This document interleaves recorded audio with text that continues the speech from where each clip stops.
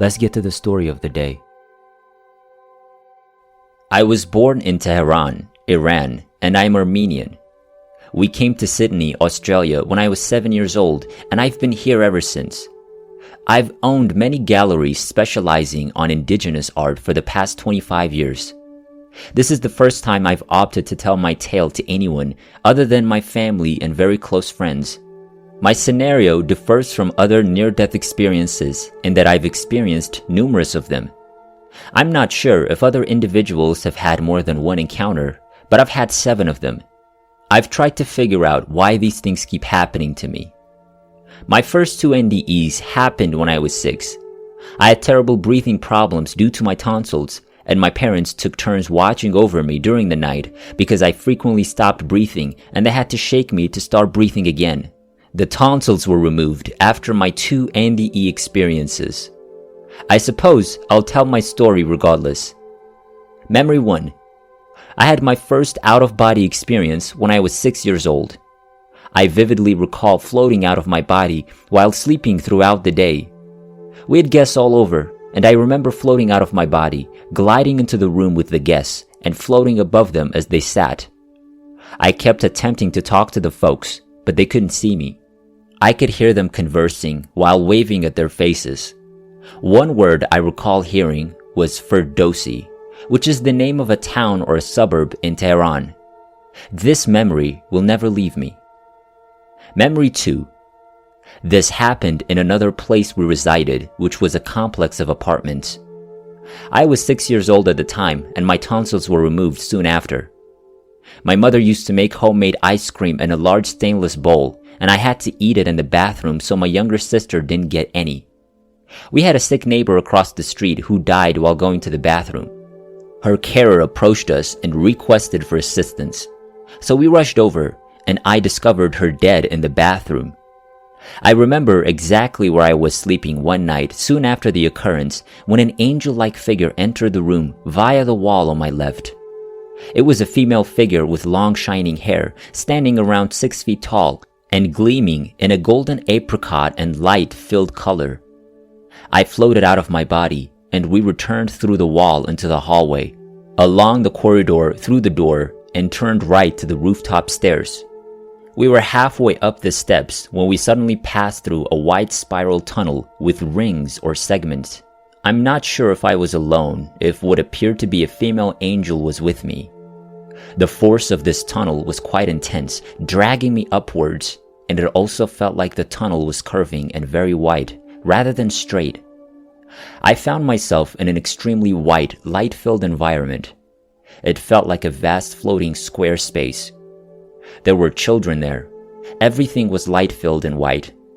It was really serene yet unusual. I wasn't conscious of my own body, but I did see children in white clothes, joyful and doing their own thing, unconcerned about me.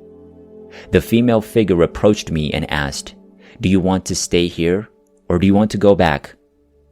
"I want to go back to my mother," I exclaimed in a panic. "Make a careful decision, because you cannot change your mind," she added. So I repeated once more, "No, I want to go back to my mother."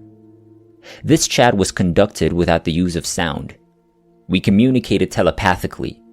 Then I was back in the tunnel, being forced downwards as if I had slipped into a hole in the floating door, the same one through which I entered. For a brief time during this extremely rapid downward spiral, I wondered if that lady was correct. Can I return to where she was? So I tried to turn around in the tunnel, but the power was too strong for me. I'm not sure how I got back into my body. Third memory. We were now in Sydney, Australia, and I was probably 9 or 10 years old. We resided on the 3rd floor in a block of flats. I recall leaving a hairbrush on the end of my bed before going to bed, but I was too lazy to move it. My grandmother had recently died in Armenia. I recall looking over to my right as I was sleeping and seeing a bright female figure coming from the corridor towards me, and she sat on the end of my bed. My spirit was sitting up in my bed while my body was sleeping. The figure began to touch my hair in a really caring manner, and then she vanished. My spirit then left my body entirely and walked towards the window, half floating and half standing. I was looking out the window when I noticed my legs flying upward. I panicked out and tried to stop them from floating upward because I was afraid I would fall out of the window.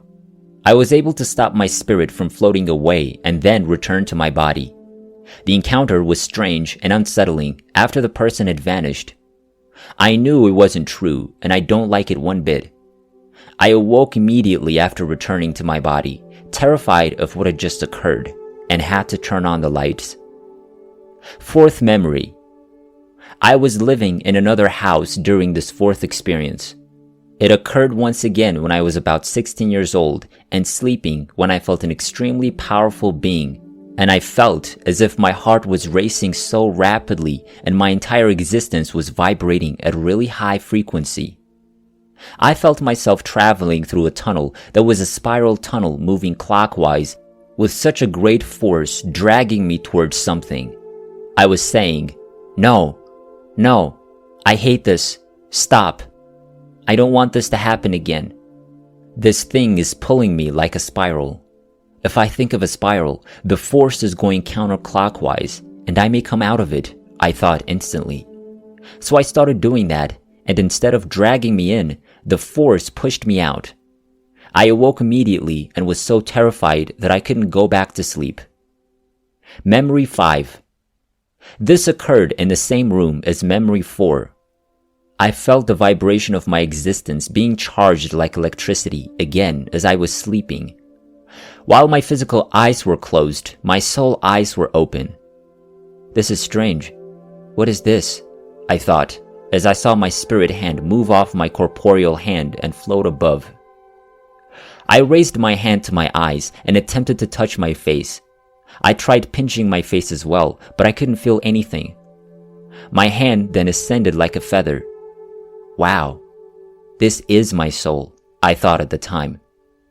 I remembered how my spirit hand went through the wall near my head to the outside of the house during my second experience, so I wonder if my spirit hand can go through the wall near my head to the outside of the house. My spirit hand glided freely in the air, and when it reached the wall, it went through the wall, although it felt somewhat different through the wall, as if a sponge had been filled with water, but it felt normal when my hand went outside. It felt airy at first. Then there was some resistance through the wall, and it drifted like a feather in my room again. I was fascinated by what was going on and was not afraid until my spirit floated up and completely left my body. It floated upwards, rolled over, and landed next to my bed, where I could see myself asleep. But this time, unlike any other time, I saw a cord attached to my spirit and physical body. Like an umbilical cord, it was white like my spirit, and looked the same as smoke from a cigarette when I saw the cord. So I consciously rolled my spirit over and floated above my body again, and that's exactly how it felt. My soul went back into my body with a little resistance when my hand went through the wall, and there was a powerful vibration. I awoke mentally tired from what had just occurred. I was completely dumbfounded and stunned. I've also had spirits come to me in my sleep and touch my throat. When I turned to face the spirit, it placed a palm over its face, blew into his hand, and vanished. I then awoke unexpectedly. I talked to an indigenous person about it, and he informed me that the spirit was the guide for the 2 young girls who stayed in my house that night. He also mentioned you might have a throat problem. The fascinating thing is that I used to have lumps in my throat that needed to be watched, and once, while traveling through remote indigenous settlements, an indigenous healer saw me and immediately remarked, "There's something in your throat." This was unusual because the lumps could not be seen visually. He desired to heal me. I let him do it, but I wasn't very interested in what he had in mind. Another time, I was spiritually aware in my sleep and felt an entity enter me, at which point I cried, "Get out!" and it did. This was the most terrifying experience I'd ever had. I'm not sure what has occurred to me or why I appear to have an open ability to another realm that I don't comprehend or want to be a part of. I try not to think about it too often because I'm afraid of attracting it into my life. The only time I've brought it up is when someone has died and family members are wondering if there's life after death. I often claim there's something beyond our existence and experience, but I'm not sure what it is or if we'll ever find out. Life here is straightforward. Be a nice person with compassion for all living things. The other universe felt pristine and bright. I'm still terrified of dying because I know there's more to life than this, but I don't know what it is. And that is more terrifying to me than believing that when we die, we cease to exist.